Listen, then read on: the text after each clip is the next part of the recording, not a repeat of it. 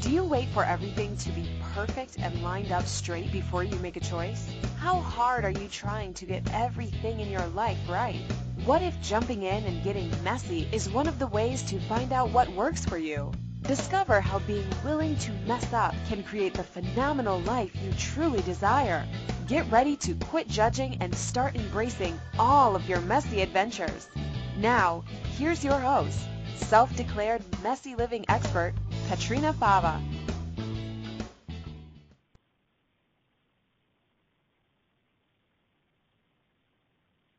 Joining us today. Hey, thank you for joining us on the Messy Adventures in Living. Welcome. I'm your host, Petrina Fava. And thanks for being here wherever you are in the world, whenever you are in the world. I'm happy that you're here. So if you've never listened to this radio show before, here's a little bit about it. Messy Adventures in Living is an hour, a space, a place where you get invited into choice, into choosing, and not waiting for the lights to be green before you make a choice. You get invited to stepping in, choosing, making choices, and then getting awareness from the choices that you make. So, what are we talking about today? So today our show. Hold on, back up. I'm a little bit ahead of myself right now. So, who am I, and what do I do, and how do I play in the world? So my name is Petrina, and here are some of the ways that I play in the world. I am a mom of three great kids. They are 13 and 10 and 6, and I'm also a pediatric nurse. I've been working with kids at Sick Kids Hospital in Toronto for coming up 20 years, and I enjoy doing that. I love being inspired by kids and their families and watching them as they navigate through some interesting times in their lives, and watching how they and just different ways that they are able to be in the world, be with their bodies, and their ability to get through things that many of us can never imagine. It's amazing.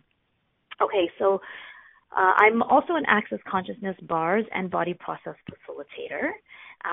I learned about this modality called Access Consciousness about 8 years ago now, I think, and I like to use the tools in my own life to create change, to impact change, create change in my own life, and I teach bars classes. I'm actually also an energetic facelift facilitator. I keep forgetting to talk about that. Amazing body processes in this line of work where you get to invite your body into a different possibility. Okay, so speaking of inviting your body to a different possibility, our topic, we have a great topic today, and we have an amazing guest who I'm so excited to be on, Messy Adventures in Living. So our topic today is called Death, an Energy for Creation, and my guest today is Benoit Trudel. Hi, Benoit. Hi, Petrina. How are you doing? I'm good, thank you. Benoit Trudel and his mom, Louise, who doesn't have a body at the moment, but is still here because she made sure she let us know that she wanted to be on the show today. So, could there be joy in dying? Would you be willing to receive death as an energy for your creation instead of loss? Most people would say no, that death, even when it comes as a welcome relief, is an ending that brings sadness. But what if this isn't true? What if death could be celebrated as the beginning of something greater? How beautiful would it be to celebrate your loved one and fill their days with gratitude, happiness, and joy as they prepare to transition to another way of being? My guest, Benoit Trudel, knows, and his mom, Louise, know that this is possible because they created it together as Louise prepared to leave this world and begin her journey into a new one. So thank you for joining us for this, what's I'm sure going to be a fascinating conversation about a totally different possibility with death. Benoit, I just was going to introduce you with your bio, but I can't seem to find it. So can I leave that to you? Can you tell us a little bit about yourself and what you do and how you play in the world?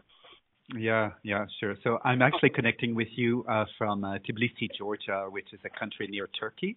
And so this is where I live and I work. And I've been working in international development for about 15 years. And so this is where I am with my two adopted sons. And once a year, we go back to Canada and we see our family. And so this is like the annual ritual, which is quite fun. And I've been practicing Access Consciousness for about 2 years now. I'm a certified facilitator. And this is a modality that has really changed my life. My mom took the Access Bars class last summer. My sister did as well. And it really changed something in them as well, which was really cool to see. So, yeah, lots of fun.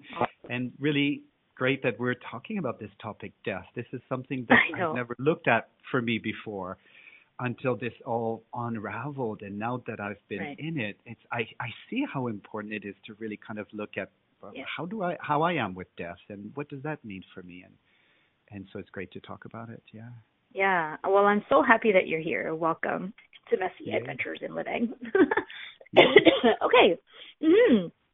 So, can you tell us, let's start with maybe, let's talk a little bit about Louise and like what is your mom like and what was she like when she was here and had a body? And it's kind of funny. I feel like it feels strange talking about her in the past tense, so I'm not going to. So tell us about her and tell us about what she is like and the events leading up to all of this. Yeah, I guess I want to start by saying maybe I'm a mirror of my mom in a way. And by going through this kind of death process, it's kind of like I got to see the parts of me that I was not willing to look at. And she's the one who kind of stepped up to it and said, you know what, I'm going to do this. I'm going to look at this. And it was just like this wow moment where all the frustration that I had with my mom, knowing that she was so much more that she was, but I couldn't connect with her, then she was it. And so basically, my mom, the way that I knew her is that she was giving a lot. And she always felt, or it seemed like she was giving too much. And then she would quite often get sick and have no energy and then be kind of like in bed and things like that. And it was always like I couldn't quite reach her. I couldn't quite connect with her. And I always wanted to say, Mom, but what else, right? And then every summer when we'd go back to Canada, it always felt like it was a big deal for her. She wanted to be a good mom. She wanted to do it so well. And then she felt she didn't have the energy to do it, right?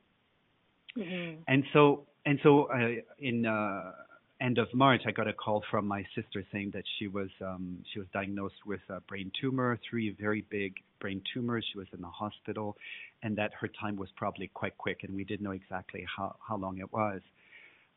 So pretty quickly, I decided to jump on a plane, and I took my 2 boys with me, and I went back to Canada, not really knowing what to expect. You know, was my mom going to be like talking about regrets, how she'd been a bad mom, and how she wished she had done things differently, and the things that I was kind of more like expecting. And I didn't find that at all. I didn't find that at all. The woman that I saw in the hospital, she was the most amazing woman. She was like so present. And when she looked at you, you could tell that she was there 100%. You could tell that was Louise. There was nothing else, right? And so that connection was really instant. And the discussions were really easy. Yeah, and there was just like so much space in just being with her. And I really got a sense that, okay, this is my mom. And so kind of like what made the difference was that it really felt like she could have chosen to go a different way, but somehow, and I'm not sure how that happened, but she really chose to kind of step up and put herself first. And that happened how I don't know, but it was really clear because when she was admitted to the hospital, she said, you know what? I'm going into the hospital with my maiden name. I'm going as Louise Lemire, and that was really important for her. And there were things that if she wanted to eat 3 pieces of cake, and my mom was always like a health freak and really careful about what she ate, and she was like, I'm eating 3 pieces of cake, and that's it. You know, and there was something about her that was just really, really simple about how she was just being, and you could, she was connecting with the staff in the hospital, and she was so grateful, and so there was just. It's really hard to put into words, but there was this huge presence and gratitude that was there. Yeah, that was pretty awesome. Yeah, it made that's so And thank you for describing it so beautifully. It reminds me of actually my grandmother when she died in the hospital as well. She had a heart attack and was in the hospital for a couple of months. And this was before I knew anything about the tools of access. But what I noticed when she was there, especially like the last few weeks, and we didn't, know, quote unquote, know that she was going to die, right? Like the doctors were telling us that there was still a chance that she did go home and she could recover from this, and then she chose to go. But I noticed, too, that there was this level of vulnerability with her that was never there before. And this is a woman who is a very strong-willed woman. I lived with her for a while, and we used to butt heads. We were very, very close. She was like my mom, but in the last few years, she lost her vision. And she was being a bit pathetic, and so I used to get very angry because, like you said, I knew there was more, and she wasn't stepping up, and it was frustrating for me, right, to look at her do that, like you described. And then when she was in the hospital, especially the last few weeks, there was something that I noticed, which was just like you described. It was a certain level of vulnerability and presence that was so different. And I remember thinking the same thing to myself. I'm like, wow, this is her. Here, look at her. Here she is in her vulnerability. It's so beautiful. And my question is, what would it take to have that all the time, right? To have that level of presence all the time. Exactly, because Wow. you can feel it, and it's like that level of presence and being you. It just creates this space because people just come into the room and there's no charge to it, and it's very inviting. It's very welcoming. It's Right. yeah. It was really, really something very special. Mm-hmm. Yeah. There's a tool in Access. So I did this beginning for any Access Consciousness is a modality that has some tools that you can use to change your life and some body processes. And if you don't know about it and you'd like to know a little bit more about it, you can find a bunch of information at accessconsciousness.com. But there is a tool, a question in Access. If you had 10 seconds to live the rest of your life, what would you choose? And I feel like sometimes it can be difficult to choose from that space because we don't know what that's like. But would you say that some of how your mom was being, how Louise was being, was that? It's like that energy, that space of, if you had 10 seconds, what would you choose? Would you choose regret, like you said? Would you choose, regretting that you had been a bad mom? Or would you choose something different? Joy, Exactly. space of all of you, that kind of thing.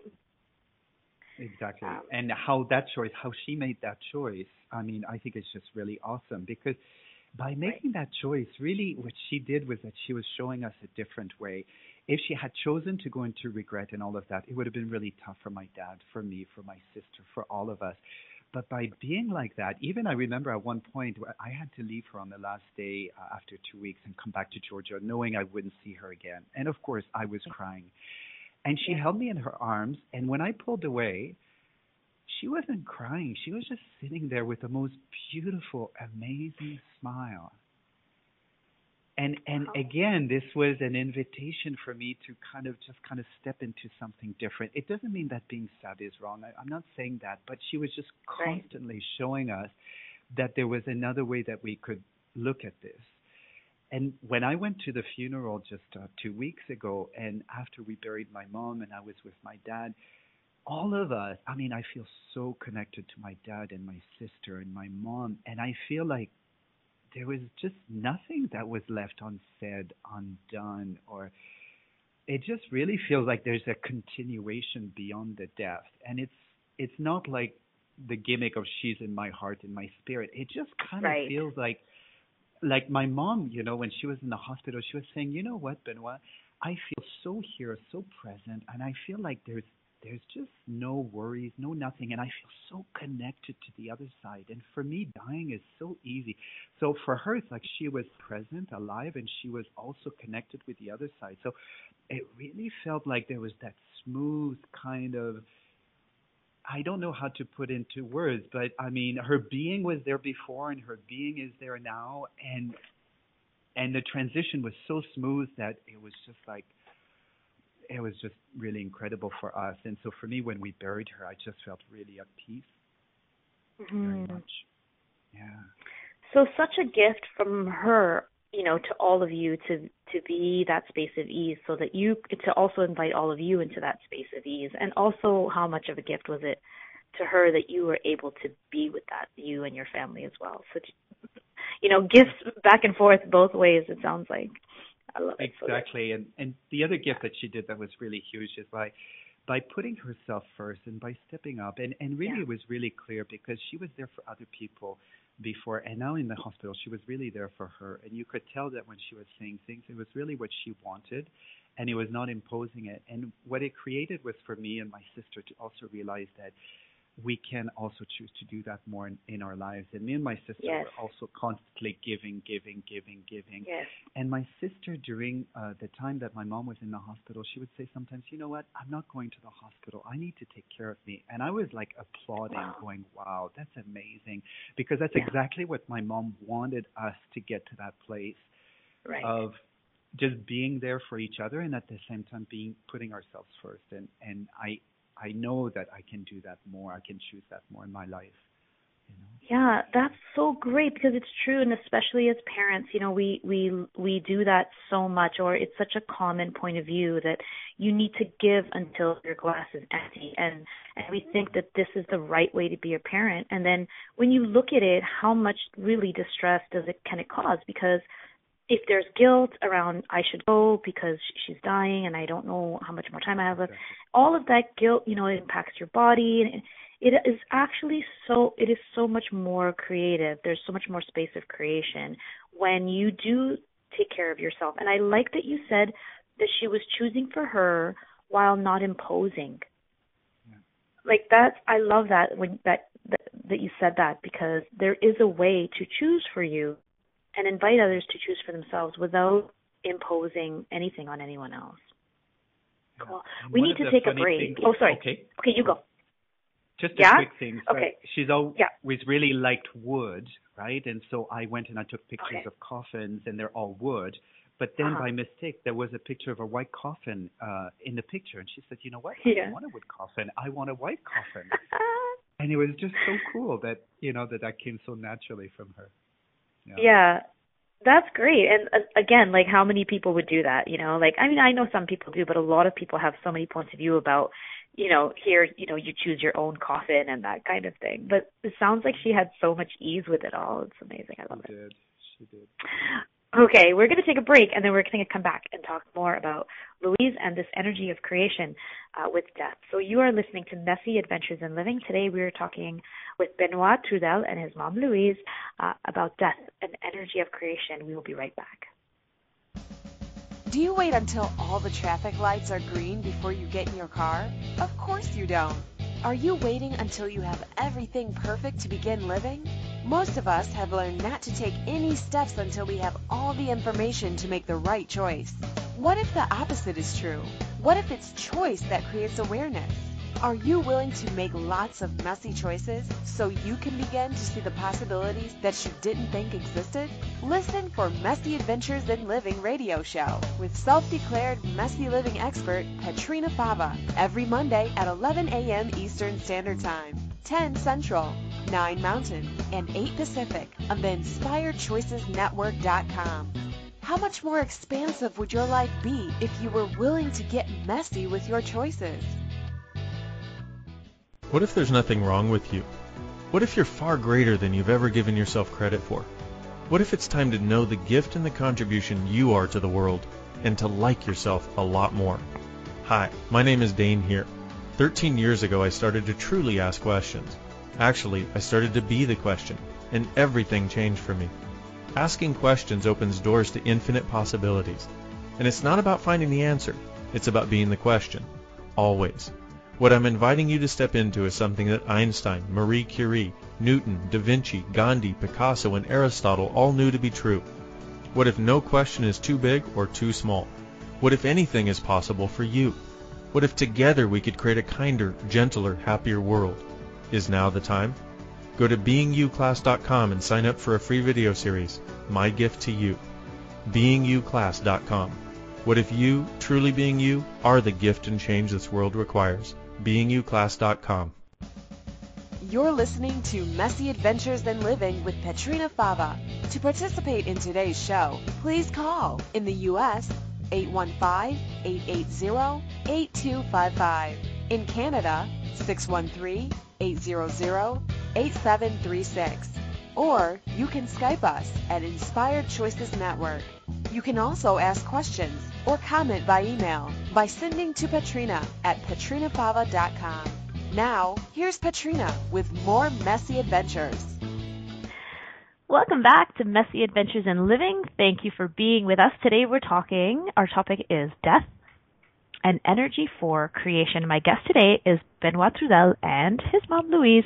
We've been talking about the amazing gift that he and his mom gave to each other and to their family and are now giving to us here today on Messy Adventures in Living, of having ease with death, joy even with death, a very different space and possibility. Benoit and I have been friends on Facebook, and I was, following a lot of his posts. And Benoit, as you were posting, what struck me the most when you started posting pictures of you and your mom and your family, I was so drawn in and so inspired and so happy to see the smiles in the photos.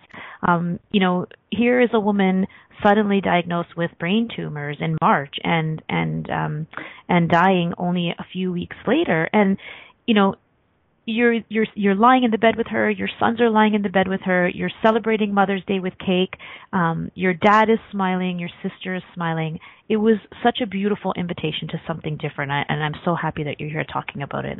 Thank you so much. I'm so grateful. Me too. Yeah, it was truly like an amazing invitation to something different. I loved seeing those smiles, and I'm a nurse and I've been around death for a long time, and I know that children do have a very different point of view about death, but I haven't really, there have been only a couple of times that I've been in the room or around families who are with their family members that are dying with that. I don't think I've ever been actually with that level of joy. Some sense of peace, yes. But so can you talk a little bit about what you mean by death as an energy of creation? And yeah, I'll just let you go from there. There's different aspects to that. And I was thinking about that right before we broke into the break. I mean, there was all of the stuff that you saw on Facebook with my mom, and that was really, really genuine. The smiles were so genuine because the connection was really genuine. And I chose to share it on Facebook, and I hesitated at first, but I really felt like, my God, what is going on here? This is really changing my life. And then I really thought, okay, there are some of this that I want to share. And some parts that were more personal than I didn't, but there were some that I felt was important. So for me, death as an energy is the first thing. So am I willing to kind of be with the energy of death? And for me, the energy of death is more just somebody dying, but it's really the whole notion of something ending, whether it's a project, whether it's anything in our life. We have this fear, I get a sense, of anything that ends. It's like, oh my God, we feel like really uncomfortable with that. Even when we say goodbye to someone, we say, oh yeah, goodbye, see you soon. Right? Yes. And we always kind of want to make sure that we're making a bridge to something else. And for me, when I had this whole thing with my mom, I came back from seeing my mom, and then I had my appendix that burst, and then I went into surgery right away. And it was really, really tough. And at one point, I was in the hospital, and I really got to the space where I wanted to die. And that was a really uncomfortable space to be. And to be honest, that kind of has been lasting for more than a month, where there's this energy of death in my life that I'm tuning into, of wanting to die. And then of course that's uncomfortable. But what is I've been really going into allowance of it, and not and having that energy doesn't mean I'm going to die next week, doesn't mean I need to choose to die also. Right. But what if just being with that energy of death, that there's something there for me, and just not trying to get out of it right away, Right. trying to keep creating and doing things and forget about it, which is probably it was there before, but now it's really coming out, and that connection with that energy is there. So what's in it for me? What if connecting with death could actually really get me to something more, to living more? And I'm not there yet. And so it's been a bit more of a quiet time for me for the past 2 months of kind of tuning into that energy. And to be honest, you know what I do sometimes? I just talk to death. I just say, hi, what's going on here? What's happening? And I feel myself lightening up, and I feel that the drama goes out when I start to talk about it and play with it and kind of be with it. And what if there's a real gift in there for me to learn to be with death and that energy and not need to jump out of it? And I don't have the answer yet, but I'm really getting that this is in my life. And I think that a lot of us, we avoid being in that space of death. And what if there's something there that can be just really, really a gift? Wow. I don't even know what to say. That's so amazing. And it makes me wonder, like, that space of not wanting to get out of it, like that you described, we resist death so much. And I wonder if what you saw in your mom and also what I saw in my grandmother, that vulnerability, that intense presence, is that the no longer fighting of death. You know what I mean? Like, it's like they know this is coming. And so without the fight, without the resistance, the vulnerability, the presence it's allowed to be shown, to be seen, to show up, because there isn't that resistance, there isn't that fear anymore. And so all of a sudden, here you are in all of your beauty, completely present and completely vulnerable. So yeah, like, what a gift it is to be able to talk to death. I love that. That was so great. And say hello and be like, I see you. I'm uncomfortable and I see that, and be willing to be in that space until it changes or until it doesn't, or it doesn't even matter. You don't have to change it. Thank you for that. I think we often go to like, oh, this is uncomfortable, I need to change it. Sometimes it's good to sit in uncomfortable. And I get a sense that this is where it's at. And for my mom, you're right. It's clear that she had accepted her death, and she was okay with it, and in doing so, that she was really like so alive, like she was stepping out. She was glowing so much in that room, and the staff that came in, and she was like saying thank you to the staff, and she was like, sometimes the staff would come in and she would say, you know what, I love you. And she would say it with such presence that the people really could sense that, you know, that this was real. And it was really touching these people that she was taking the time to say that.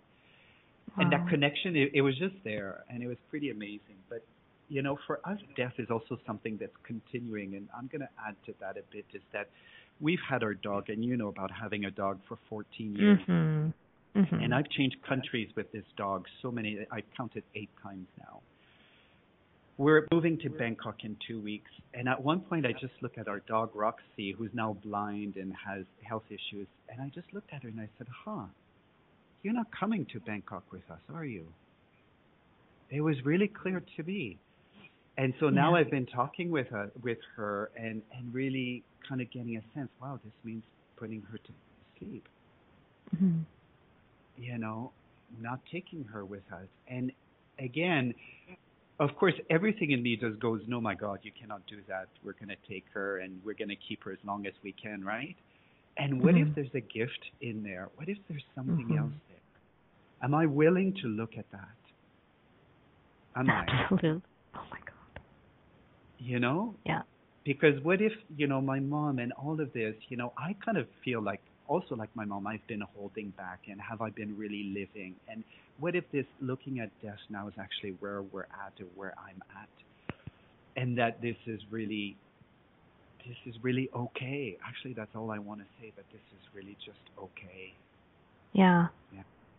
We make it not okay. I want to avoid it. Mm-hmm. I want to keep doing and running. And what if I just don't? What if I just say, okay?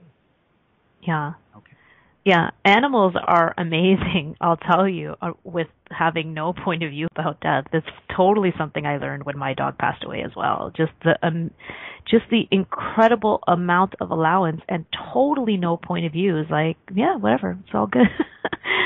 Because they don't have a point of view about death. And where did all our points of view about death come from? And what if death isn't the end? I mean, I think many of us speak about that, like, okay, yeah, death isn't the end. There's a heaven and the soul goes on and blah, blah, blah, right? But still the person in their body is not here. And so there is still a loss, right? Is the common point of view.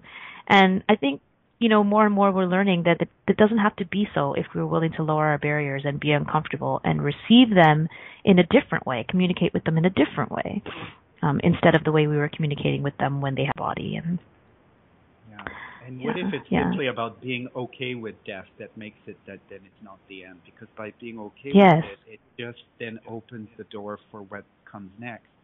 And when we're not okay with it, then we're kind of shutting out and we're refusing it and we're separating from it. And I mean, this is how it feels with my mom, really. It feels like, my God, it's like something just continued, and it just feels like so connected, and it feels so space and so nice. Oh, it's so great. And what a beautiful invitation to anyone, that all of you were able to be, because she was the space of no point of view and allowance and ease with death. And then also you guys as a family were able to embrace that as well. And now look at what it's created for you. Truly communion with each other, continuing communion with each other. Awesome. Okay, we actually need to take another break, and we're going to come back, and I'd like to talk a little bit about your kids and how they've been through all of this, and what do they know about all of this. So you're listening to Messy Adventures in Living. We are talking about death and energy of creation with Benoit Trudel and his mom Louise. We will be right back. Do you wait until all the traffic lights are green before you get in your car? Of course you don't. Are you waiting until you have everything perfect to begin living? Most of us have learned not to take any steps until we have all the information to make the right choice. What if the opposite is true? What if it's choice that creates awareness? Are you willing to make lots of messy choices so you can begin to see the possibilities that you didn't think existed? Listen for Messy Adventures in Living radio show with self-declared messy living expert Petrina Fava every Monday at 11 a.m. Eastern Standard Time, 10 Central, 9 Mountain, and 8 Pacific on the InspiredChoicesNetwork.com. How much more expansive would your life be if you were willing to get messy with your choices? What would you say if I told you that you could change your life in only 1 hour and all while lying down relaxing? Thousands of people all over the world have. What am I talking about? It's called Access Consciousness, the bars. The bars is an energetic body process that contains 32 different points on your head that, when run, assist you in releasing decisions about any area of your life that you have made solid and as a result cannot change. The bars is the first class in Access Consciousness, a dynamic set of tools and information designed to transform any area of your life. When you have a bars session, the worst that can happen is you feel like you had a fantastic massage. The best thing that can happen is your whole life could change. Go to accessconsciousness.com today to find a facilitator to schedule a private session or to find a bars class in your area. Are you willing to give yourself an hour to change your life?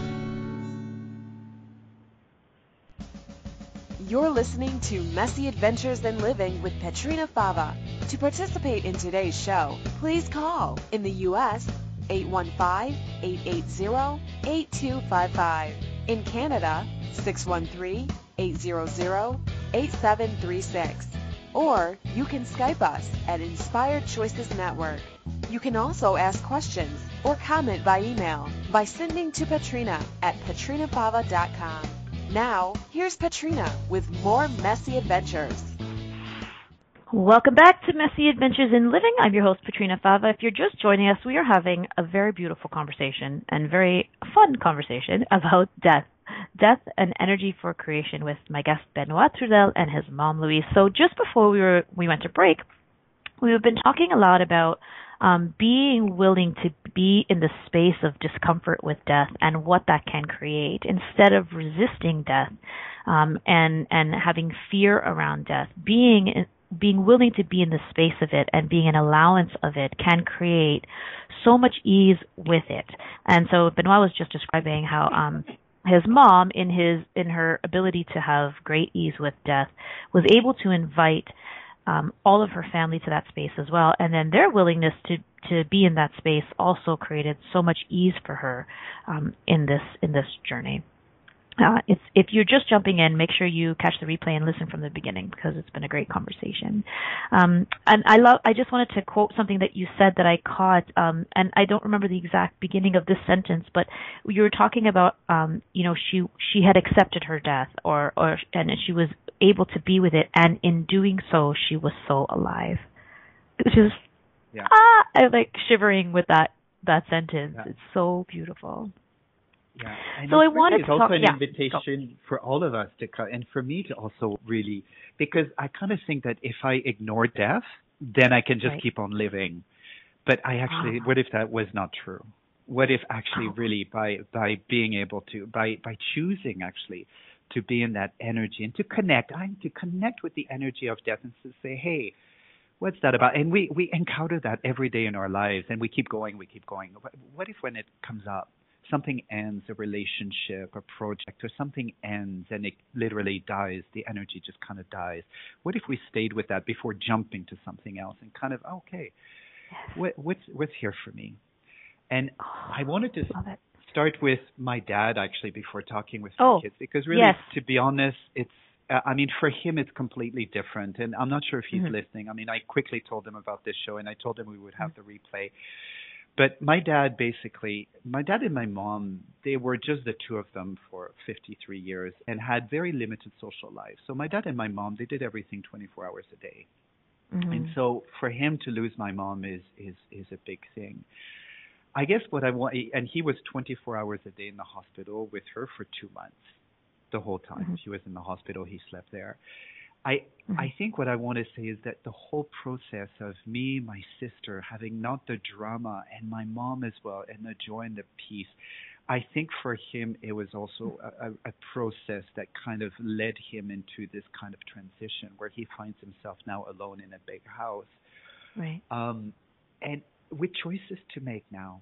And we've kind of been talking to my dad and saying, okay, what happens now? Like, there's possibilities. Now his life, one of those choices is for it to open up to other people, right?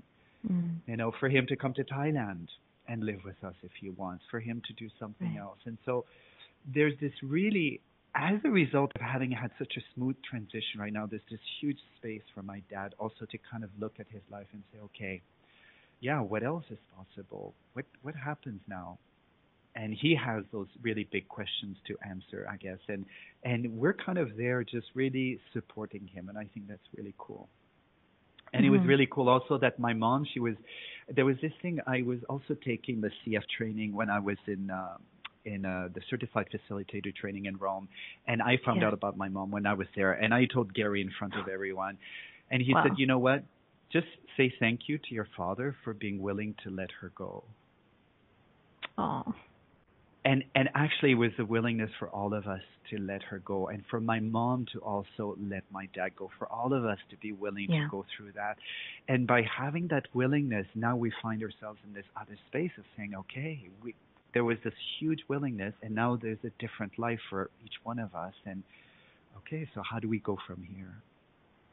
Yeah, and how much in letting go are you now so much more connected, Exactly. Yeah. Exactly, because it allows then the transition to happen.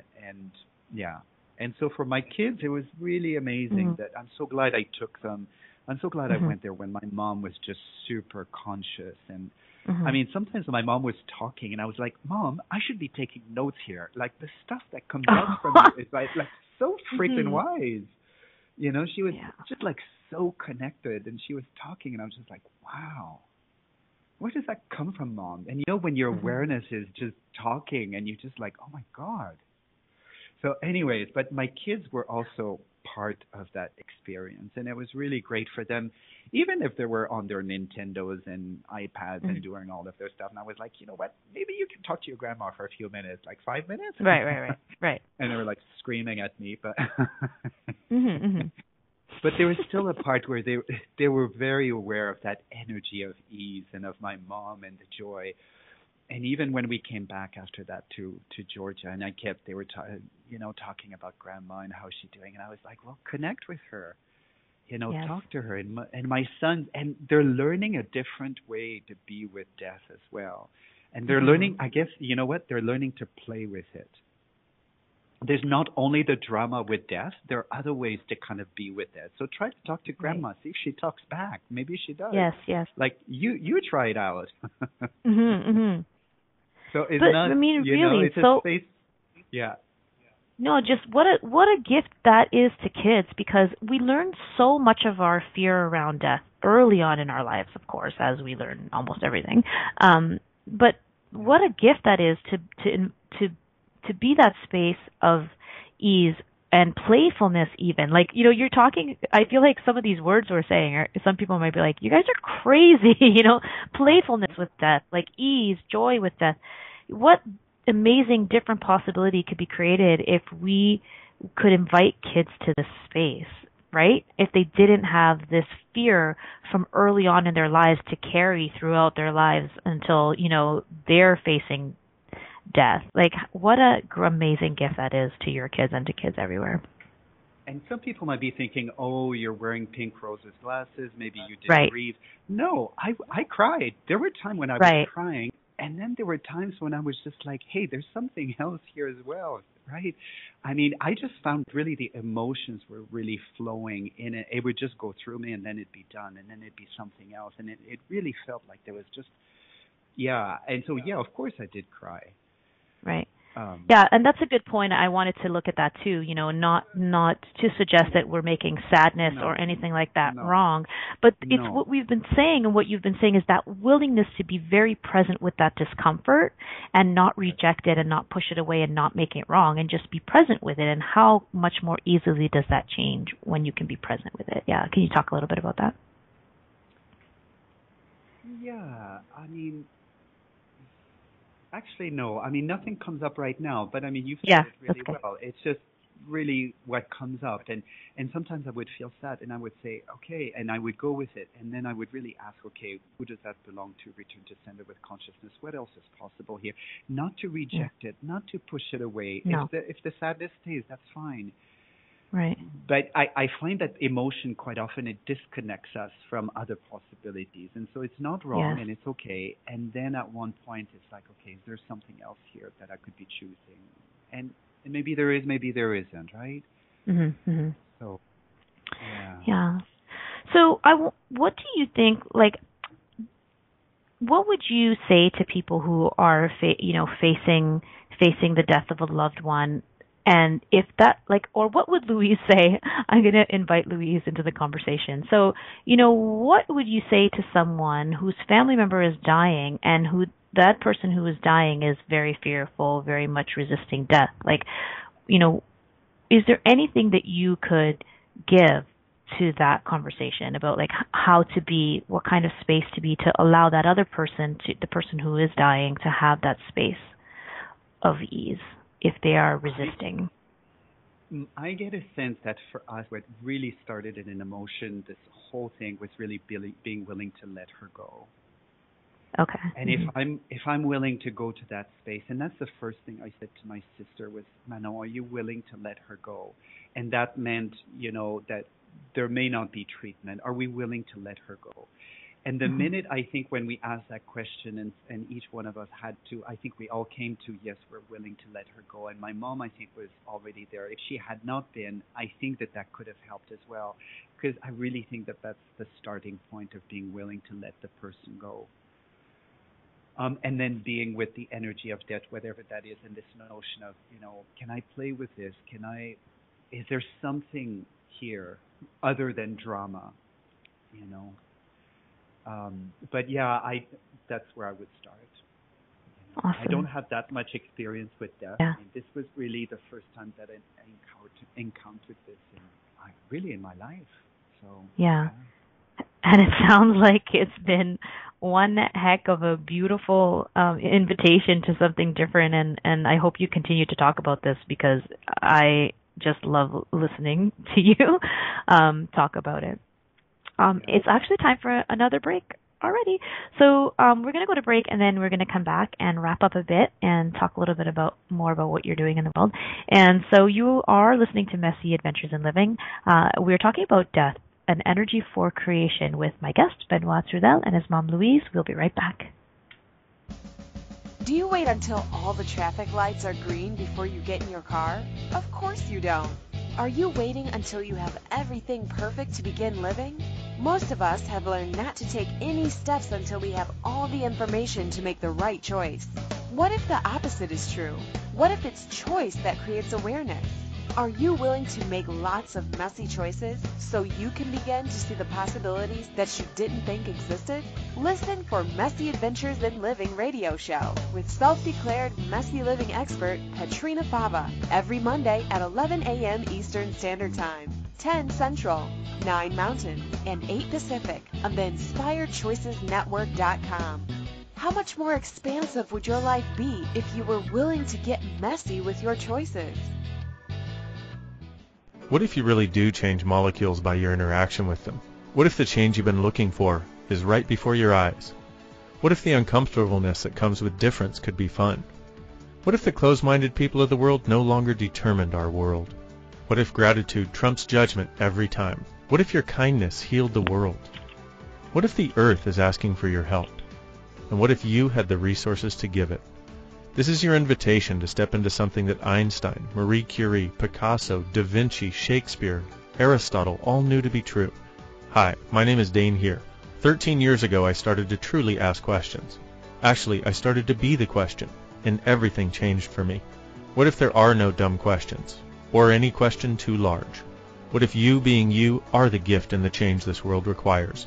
Is now the time?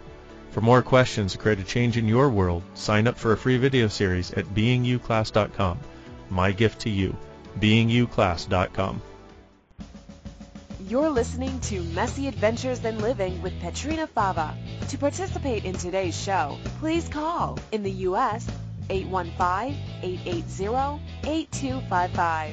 In Canada, 613-800-8736. Or you can Skype us at Inspired Choices Network. You can also ask questions or comment by email by sending to Petrina at petrinafava.com. Now, here's Petrina with more Messy Adventures. Welcome back to Messy Adventures in Living. I'm your host, Petrina Fava. Today our topic is death and energy for creation. We're talking with Benoit Trudel and his mom, Louise, and we've been having a very beautiful conversation about a different possibility with death when we are willing to be uncomfortable or to be with the energy of death and ask some questions about what else is possible here. Again, if you're just jumping in and if you haven't heard the show, please go back to the beginning and take a listen because it's been amazing. I wanted to ask you, Benoit, a little bit about, what were some of the tools of access that you used during all of this time, and what were some of the questions that you asked? We talked a little bit just before the break about asking, am I willing to lose? Not lose. That's interesting because I was going to say it's not really lose. So, am I willing to let her go? But what other questions were you asking as things were coming up? What tools were you using? Can you tell us a little bit about that? I think you were reading my mind again during the break, right? It's fun. Okay, keep doing that. Yeah. I mean, really, it was just amazing that me, my sister, and my mom, we've been practicing access consciousness. And by practicing, I see that really loosely. My mom has not been doing bar sessions. My sister has been more practicing it, since a year ago. But there was this openness to using some of the tools. And so with my mom, we definitely did a lot of the bars, but that was difficult because she was always in awkward positions and on the bed. We did a bit of that. We did a lot of body process. I had just some amazing talks with her about her when she was a young girl, what it was like with her mom. And then stuff and energies would come up, and then I would ask her, are you willing to clear that? and then good. she would say, "Oh, yes." And then we would just clear it and use the clearing statement. And I could see that my mom was just having so much fun with this.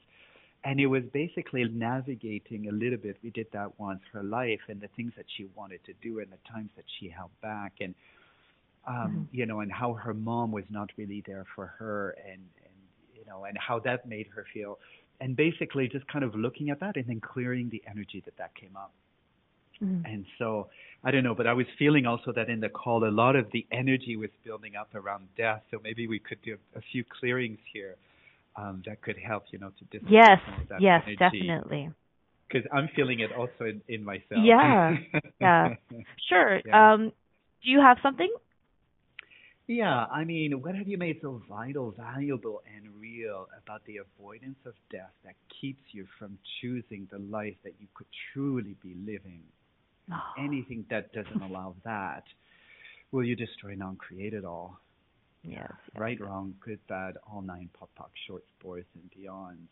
And so how many Shiko implants and explants do you have keeping those beliefs in place about death?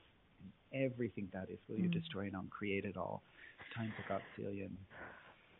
Right, wrong, good, bad, all 9 pop, short, spores, and beyonds. Because we have a lot of beliefs around death, and we've made it so significant. And that's one of the things I love about death is that, these events, they mark us. They are important to some degree, but we don't have to make it that dramatic and that significant. And it doesn't mean it's not important. It doesn't mean my mom is not important. Of course but that not. heaviness and that significance is what makes it hard and what makes us disconnect actually from that person and from the death. So everywhere we have made things and death so significant, would you destroy, not create it all times a godzillion. Yes. Right, wrong, good, bad, all 9 pop, short, spores, and beyond. Yeah. And I wanted to just, we've just got 4 minutes, but I wanted to talk a little bit about this energy of, especially as parents, we often have of if we are grieving, if we are sad, it means that we love them more. And if we are joyful, and if we are light, and if, like kids, we're playing on our on our iPads instead of paying attention, it means that we don't care. Like, really, all of that energy of if you are joyful around death, it means you didn't care. But if you are sad and grieving, that it means you love them more. So everywhere you bought any of that, can we destroy and uncreate all of that? Right, wrong, good and bad, pot and pock, all 9 shorts, boys and beyonds. If you've never heard the clearing statement, by the way, you can look it up at theclearingstatement.com. Okay. Keep going. And you touched on something really good, which is this whole notion of grieving, which we feel, what is that really? It's the drama. It's the not wanting to let the person go. It's the sadness. It's the regret. And all of that. Yeah. And again, it's not making that wrong, because some of that can come and it can happen, and it's okay. It's really anytime that you feel that, basically, I would say just go to the kindness. Bring the kindness. It's okay to feel that. And to go into that place of feeling that grieving and the sadness, it's super okay. And then what else is possible? Is there something else also that's possible that is light as well? And my sister just kept saying, what's light here for me? And she was really saying that a lot about a lot of choices we had to make about the church, the reception. And, we're going to go for what's light, what's going to be easy, because we already have so much and so many things happening. So how can we make this process more ease and more light? It doesn't have to be hard and heavy. Yeah, it doesn't have to be hard and heavy. It can be light and joyful, and there can be ease. I mean, I always love to look at people and cultures, and you might know a little bit more about this than me because you're a little bit more traveled than I am, but cultures who really can celebrate a person at the end of their life. And I love that energy so much. It's such a very different energy. Like, how amazing was it that you were able to be together and celebrate your mom, celebrate even, during the death process and after, like as a funeral, during the funeral proceedings and that kind of thing. But the energy of celebration, of celebrating a life, is so amazing. And I wish we had more of that. And what would it take, like, to have more of that in the world instead of this heaviness around death or wrongness of death? Exactly. Yeah. And it's going to go deep, but just again, the funeral also was just so beautiful. And my mom orchestrated the whole thing, the church. Beautiful. And there was just such beauty. It was really amazing. It was beautiful, beautiful, beautiful. I love it. Yeah. Thank you so much.